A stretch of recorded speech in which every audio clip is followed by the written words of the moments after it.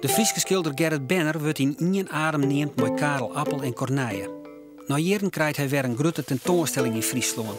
In het Fries Museum en Museum Belvedere. Met een soort onbekend werk van sammelers.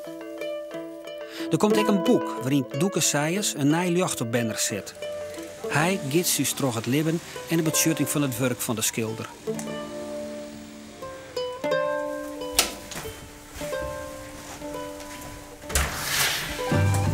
Goedemorgen. Ja, goedemorgen.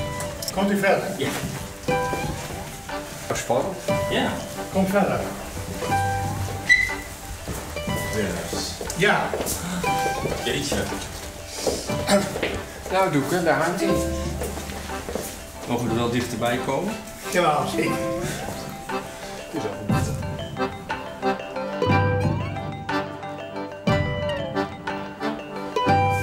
Het is echt fantastisch. Ja, ik heb er zo 2 hangen. Helemaal uit dezelfde periode. Ja, misschien wel in dezelfde week geschilderd. Ja, die hadden we niet in ons vooronderzoek zitten. Nee. Ja, het is echt totaal verrassing.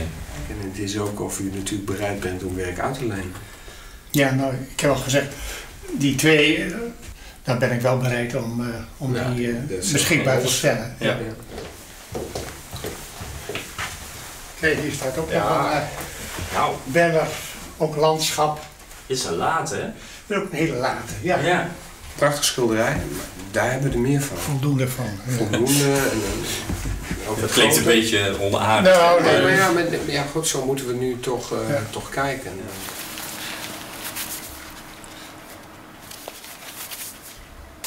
Maar dit zijn tekeningen en krijttekeningen, waterverven zitten er ook tussen. Ja. Dit zijn echt vroege werken van Benner. Die heeft hij gemaakt na 1945 en in de jaren na de oorlog. En deze collectie tekeningen, we hebben er ongeveer 200.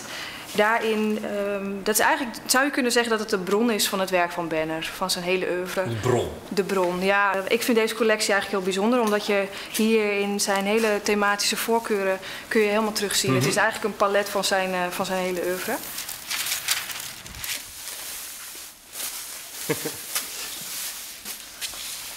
Nou, een echte vroege Benner. Ja, en zo is Benner ook eigenlijk begonnen. Hè. Hij heeft echt geprobeerd om een beetje in de geest van de tijd, vrij traditioneel, het realisme te volgen. En echt de werkelijkheid te schilderen zoals die is. Ja. Maar hij kwam al heel vroeg achter dat dat hem niet lag. En is toen echt gaan zoeken naar zijn eigen stijl en beeldtaal. Ja.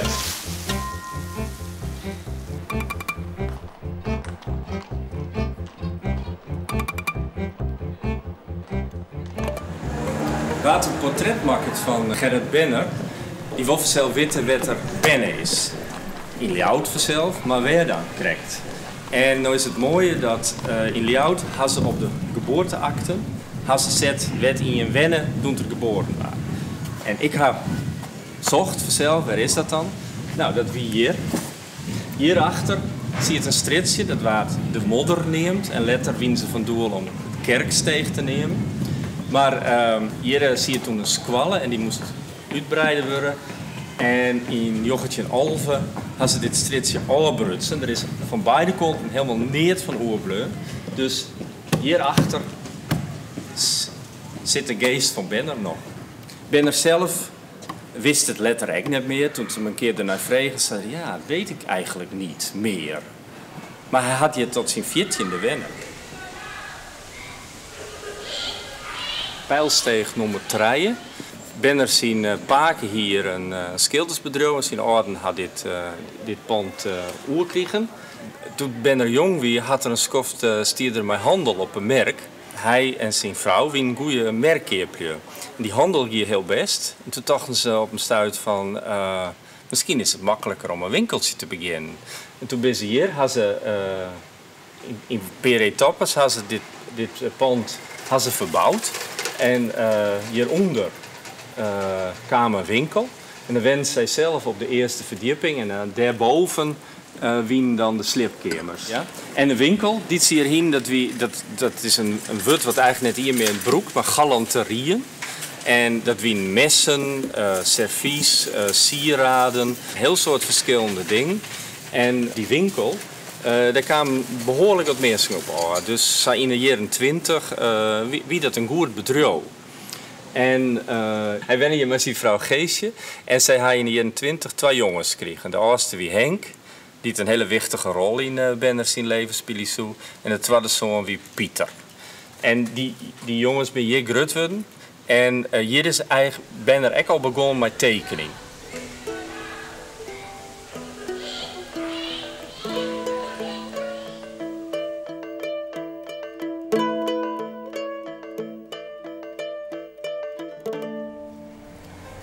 En in de jaren 30, ja, de crisis weer. Mensen kochten alleen nog maar wat ze echt nodig hadden.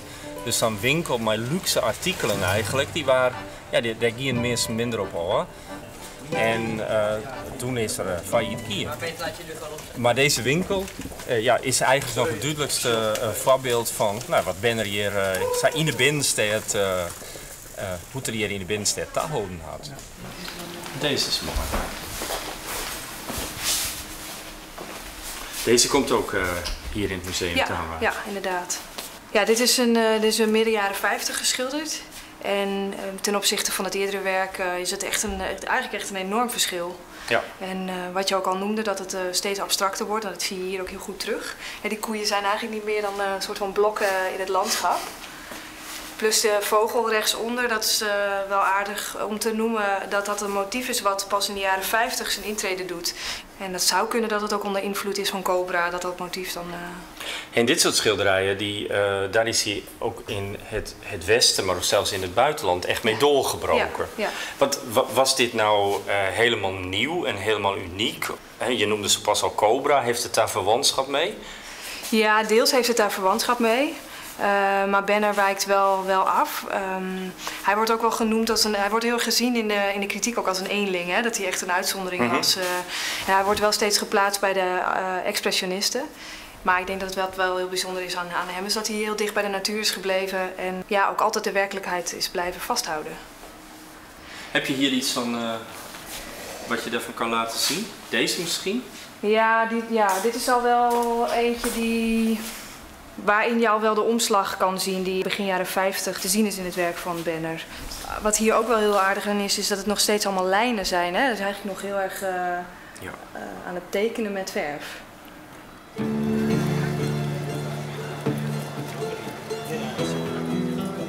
Zo'n 20 jaar had Benner het uithouden, zakenman. Maar toen hij er zien nog. Hij wie er toen starig wel wist van dat er kunstenaar worden wil. Maar hoe hij dat aanpakken moest, dat was een groot probleem. En hij moest zelf een inkomen hebben. En hij moest naar de sociale dienst, hij moest geld krijgen. En die sociale dienst die zei van, goh, ik wil dan maar weer met de merkenhandel aankomen.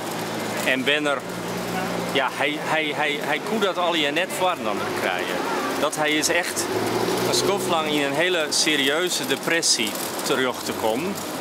En zo slim dat zijn familie en hem zei, de mast echt naar een psychiater. Die had hem observeren en die had zien hem zijn. Ik zie in die een kunstenaar. Had ze in de familie zijn, ik zie in hem een kunstenaar. Maar dan moet je hem wel zijn gong in litten. Dus de vrijheid en de ruimte Jan om hem te verder te ontwikkelen. En van die tijd verneem je dat Benner zelf echt denkt, hey, er zit wat in mij en daar moet ik verder mee gaan.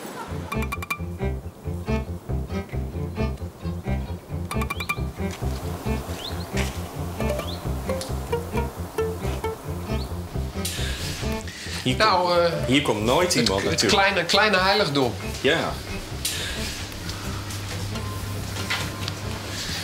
Ja, hier staan er een paar. Hier. Dit is een fantastisch schilderij. Moet je kijken. Hij is klein. Moet je kijken. Moet je zien die hand en die ritmiek. Golfslag. Maar het zijn maar 2 kleuren, hè? Of eigenlijk maar 1 kleur. Als je wit is geen kleur. Het is wit, blauw. Dat is het enige. Want je hebt hier in het museum nu ook een aantal andere zeegezichten hangen, hè? Van Jan Brusselmans en zo. Ja. Is dat nou iets waar hij ook naar gekeken heeft? Toen na de oorlog hij koos voor het kunstenaarschap en in Nederland die moderne kunst losbrak, Toen heeft hij natuurlijk om zich heen gekeken. Ja. En dat moet hem enorm geïnspireerd hebben. En ook het gevoel hebben gegeven van ik ben op de goede weg. Ja. En ik mag dat ook. Zijn natuurtalent zat ook in deze beweging. Hè? Dus ik denk dat hij zich langzamerhand volledig op zijn plek begon te voelen in de kunsten. Omdat hij zo aansluiting vond bij die experimentele kunst uit de jaren 50.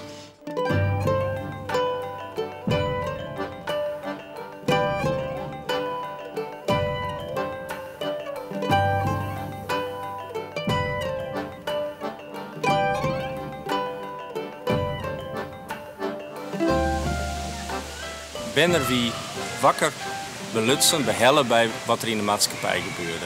Hij hield heel gauw in rekken het gevaar van Duitsland, het gevaar van Hitler. Zodra Hitler aan de macht kwam en de Duitse vluchtelingen naar Nederland kwamen, hadden die mensen geholpen. Hij jette bij een netwerk die onderdak joegen en verder helpen. En zo zei ze, hij is eigenlijk zijn ambitie ook in het illegale werk in de oorlog rollen. Want de familie hier heeft al heel gauw onderdoekers. Mensen die het op een vlecht winnen voor de Duitsers. En dat wie gevaarlijk werk.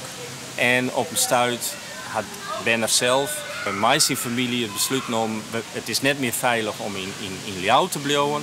Dus ze zijn naar Jennewoord. En die omkrieten gingen op een bootje en soms op een huske. Hadden ze het eind van de oorlog afwachten. Maar hij onderwielers ook al jaar nog weer illegale werkzaamheden dienen.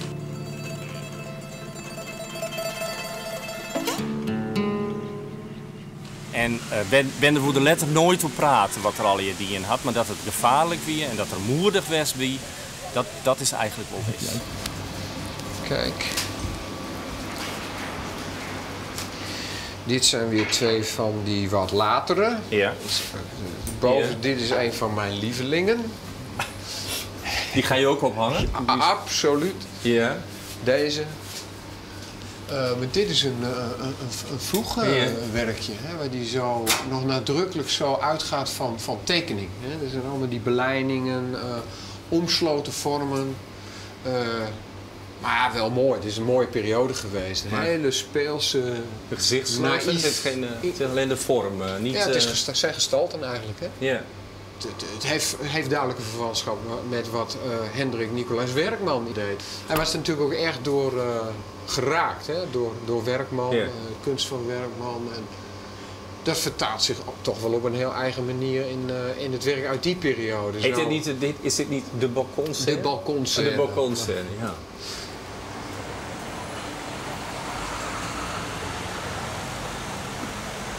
Ik ben hier in Grains op de Grote Merk.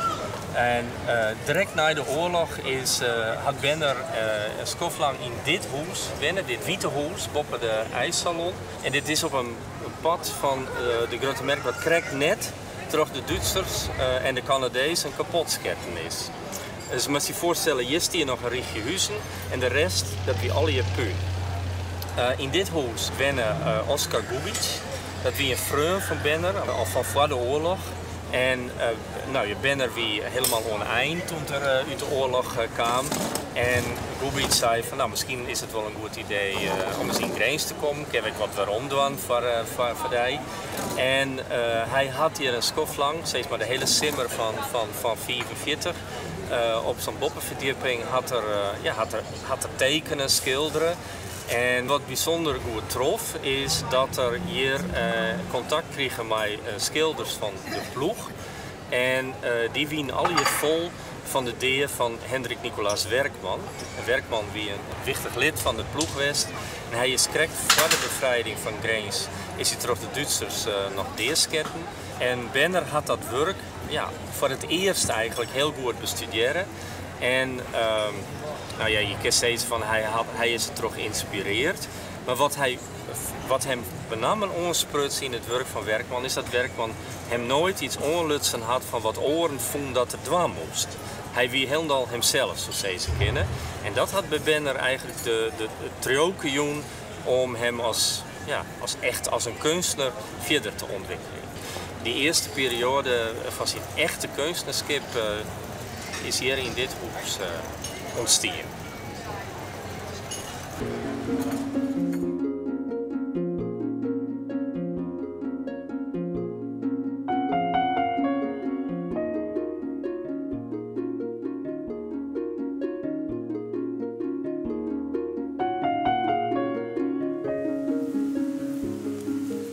Dit wie het huis van dokter Straat, chirurg hier uit Ljout. Meesten kennen misschien wel omdat er in de jaren 50 een Siamese tweeling uit op helle had. Dokter Straat wie naast zijn werk wie er een kunstverzamelaar. Hij had in de jaren 30 hier Dick Cats, een Willink.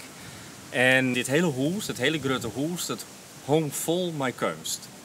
En na de oorlog kwam dokter Straat in contact met Benner. En hij is naar hem tagien en had het werk bezoeken. En hij was er dadelijk zat erop grepen dat hij zei, nou, ik zal die helpen. Het idee is wel eens van, nou, hij had altijd alleen nog in een groot isolement werken moeten. Ik denk eerlijk zijn dat het van de jaren 30, ik was Savie. Maar ze staan gewoon na de oorlog, eerst in Grains en toen in Ljout, kwamen er mensen die hem echt geholpen hadden en die hem vertrouwen in had dat er wat, als kunstenaar wat voorstelde.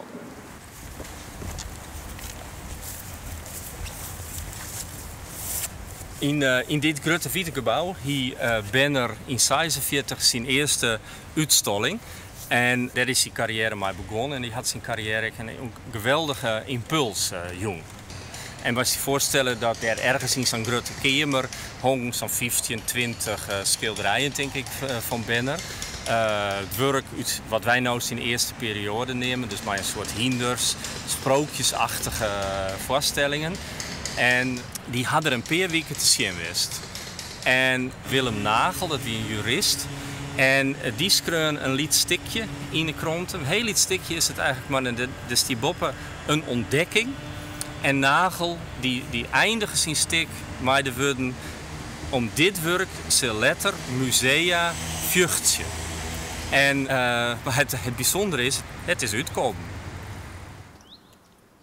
Ja, het bijzondere van Benner is dat hij autodidact was, niet geschoold, dat hij in feite ook niks los hoefde te laten. Dus in feite die kunstenaar was die in de jaren 50 ook wel gezocht werd door kunsthistorici, kunstkenners, het oorspronkelijke talent, echte kunst. Niet besmet door academische kunst.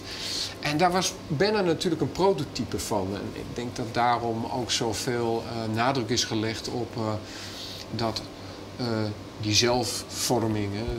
Het feit dat de man autodidact was en dan schijnbaar onafhankelijk en zonder invloeden van buitenaf tot deze wijze van werken is gekomen.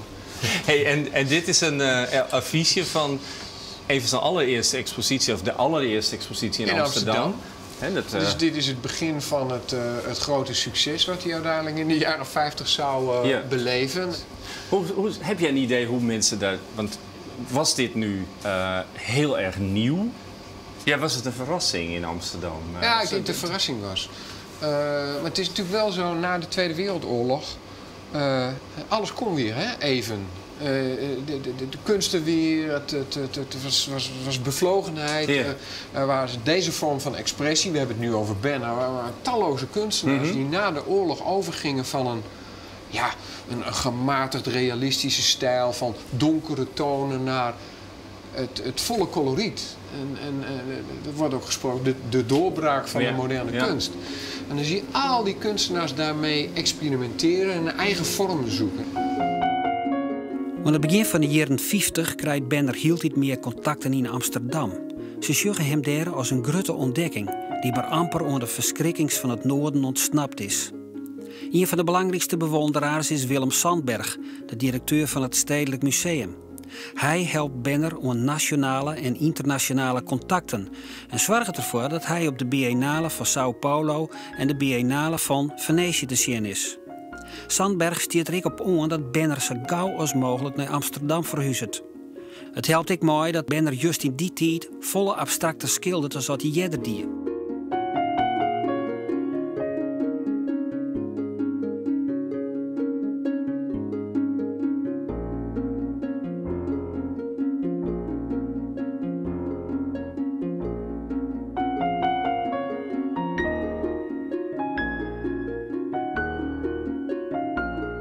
In Amsterdam krijgt Benner bezitten van de jonge, beginnende kunsthistoricus Peter Cascadel en zijn vrouw Klaske. Ja, nou, het is begonnen omdat ik stukjes over beeldende kunst mocht schrijven voor het Fries Dagblad. En dat waren wekelijkse stukjes van tentoonstellingen in Leeuwarden en omgeving. Maar ik wil natuurlijk de groten der aarde. Toen ook naar Benner natuurlijk, want dat was de schilder met de grootste naam uit Friesland. Ja. Woonde in Amsterdam, afspraak maakt en ik mocht een interview maken voor de krant. Toen gingen we dus daar naar zijn adres toe en de zeun van Benner deed open. En we mochten binnenkomen, we werden gastvrij ontvangen door Henk en Barbara. Koffie en wat erbij en al die dingen meer. En wij een tijdje praten en ze hadden een prachtig werk aan de wand hangen van Benner.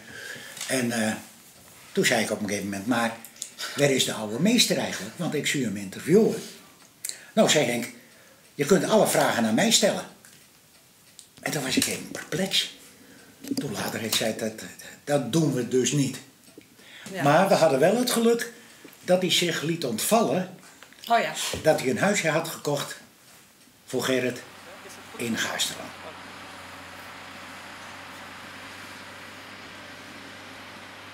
In de jaren 60 kwam Benner geregeld in Gasterland, werd zijn zoon een huis gekocht hier. En nadat er staren gewoon wat ouder waren en zijn zoons minder waren, liep het zijn familie beter dat er heel dal naar Gasterland verhuisde. En dat badde in 1971.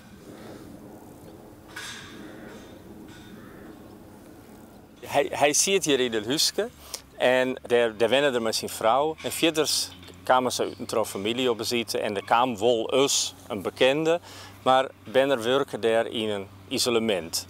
En de vraag is, had dat nou goed geweest voor zijn kunst of niet?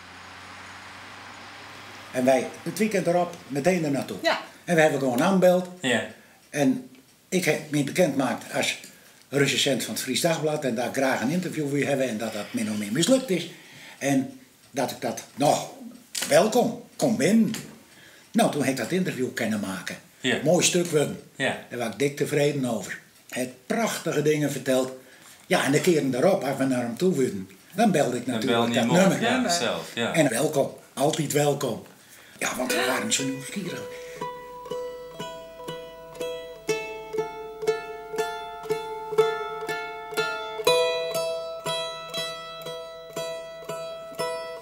Hij liet ons zijn nieuwe werk erg graag zien. En hij presenteerde het ook met zoveel liefde. Hè? Dan had hij zijn nieuwe werk en dat hing niet aan de wand hoor. Nee. Nee, dat presenteerde hij dan, had hij een grote ezel staan.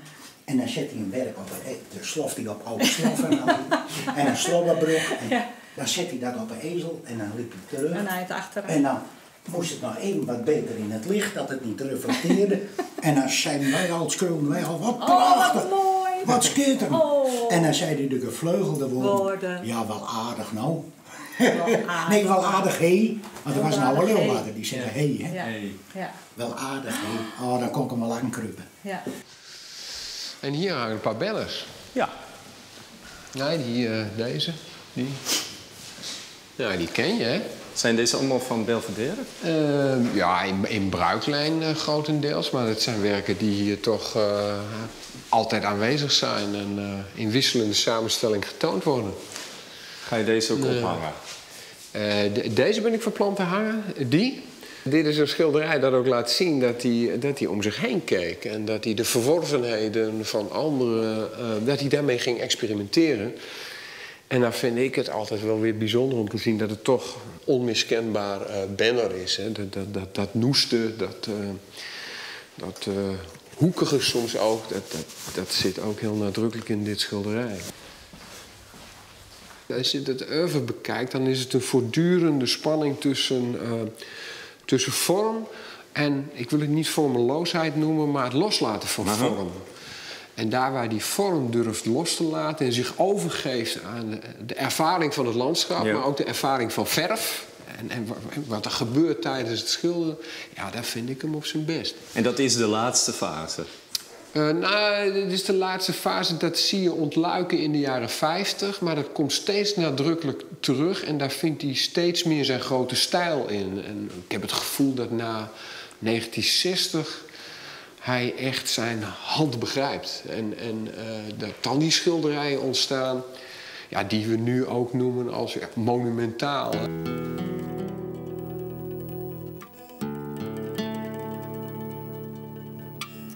wat Benner hier al in Ljouwt meemaken had. Van de autoriteiten, maar ook maar de oorkeuzes. Praatte hij daar ook over? Nou, ik heb er wel om gevraagd. Ja. En dan was hij daar heel mild over. Want hij zei ook, ja, mijn werk was nieuw. En logisch dat er wel een paar verzamelaars dat zagen. Maar niet in de breedte. Nee. En hij zei, ik heb ook wel cadeautjes gegeven, huwelijksgeschenken enzovoort. En dan kon ik merken dat het niet echt waardeerd werd. Zie, en dat vond hij op zich niet leuk, maar wel begrijpelijk. Dus hij was daar heel mild over. Maar Geeske, zijn vrouw, die kon wel eens bitter wezen over de autoriteiten dan.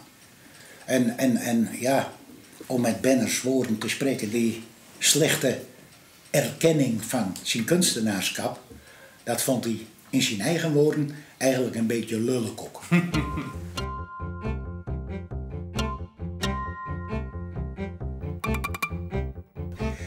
Hij groeide weer helemaal hier in Friesland. Dus we waren vreselijk nieuwsgierig hoe die ontwikkeling ging. Ja. Maar dat kwam misschien ook wel omdat Henk, die had achter dat oude huisje, daar had hij een heel groot atelier gebouwd. Een mooi atelier. Prachtig, heel licht, allemaal ramen en daar floreerde hij natuurlijk in ene. Maar geleidelijk aan was het net of dat hij Friesland weer helemaal absorbeerde en dat terug wil geven. En in het laatst maakte hij magistrale landschappen. Beter nog dan voor die tijd.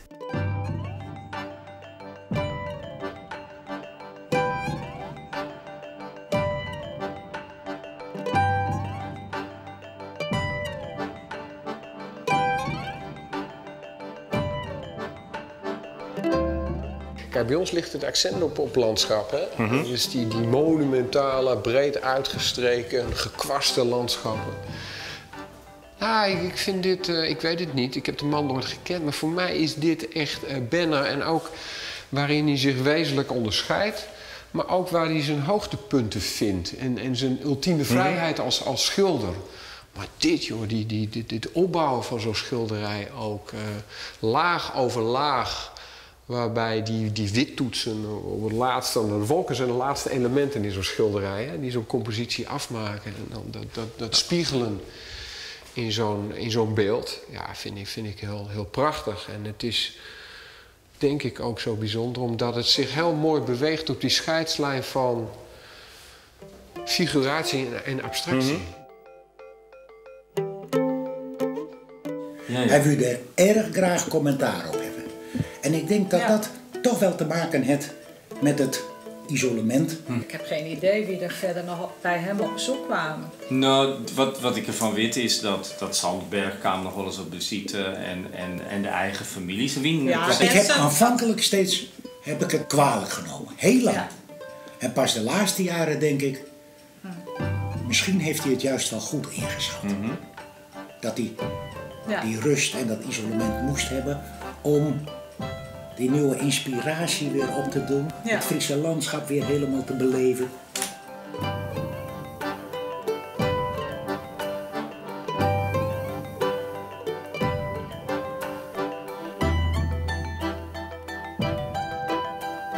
De laatste 10 jaar van zijn leven werkt het Benner vol terug.